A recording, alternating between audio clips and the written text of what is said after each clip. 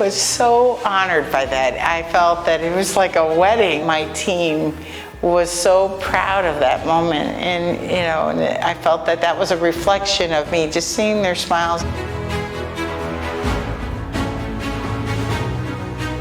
It's incredibly humbling, and the team I work with remind me that it's not necessarily a reflection just on a single person, but on all of the work that we've been doing collectively. So in that regard, incredibly honored.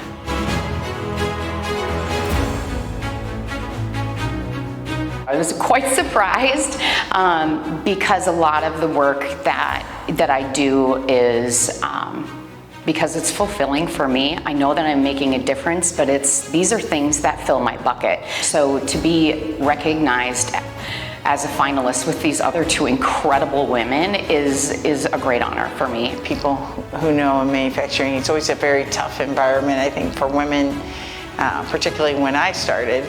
And it was really looking at people who did things that I admired very well and try to take those aspects. And we used to do these surveys and feedback, and as a young leader, you're always storming and forming and trying to learn your leadership style. And I had this guy named Ken Klostermeyer, and he had the best survey results in the entire organization.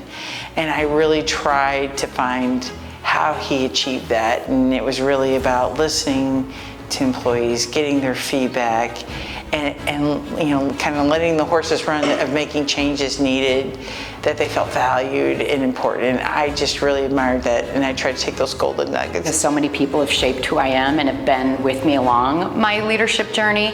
I have a lot of peers who have really inspired me and mentored me. A lot of females in this community who have really mentored me and just always been there to encourage and give advice and be there when I don't have the answers, and also have really lifted me up and reminded me that I can do this. I think of all of the mentors that I've had over the years, those that have also served in supervisory roles for me.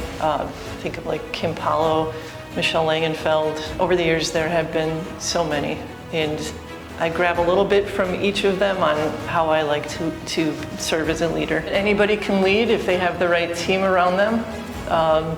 And that collaboration is key in making sure that the voices that should be at the table are at the table when decisions are being made. As I grow as a leader, I think each chapter of my career, I have things that I'm really proud of that I've created or been part of. But currently, and I think this will go down as one of the pivotal moments of my career, is the Habitat Homestead.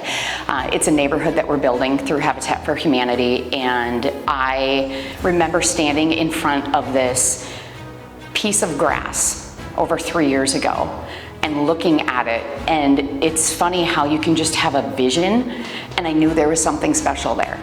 And to now see it 3 years later, and there are all of these homes on there, and we're about to dedicate all of them and sell them to families in the area that without us would not be able to become homeowners, is definitely the high point of my career. My most accomplishment is really getting the Frigate Award. It was significantly important at Sturgeon Bay, as well as ACE, as well as Marinette. We're very dependent on DoD type work activities. We have more than $500 million investment put into the sites to deliver this program. We got the program award. We're building something that really has impacted to preserving national security. We've been successfully balancing budgets. Part of that is really hard work of the team. They've dug in and made really difficult cuts. We've consolidated schools, closed 6 schools, and they'll be consolidating. But also, the success comes from gaining trust from the community by showing them we're trustworthy, and them repaying us by passing a referendum to help support our school.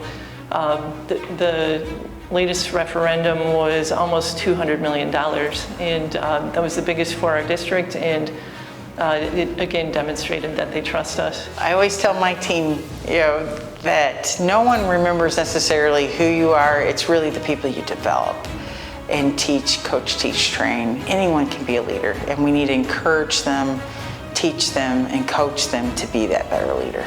To me, it's not about climbing a ladder. It's about finding your place, like where your skill set lies and where your passion intersects with that. Don't be intimidated. Go in bold, go in strong. Surround yourselves by good people who are going to lift you instead of tear you down.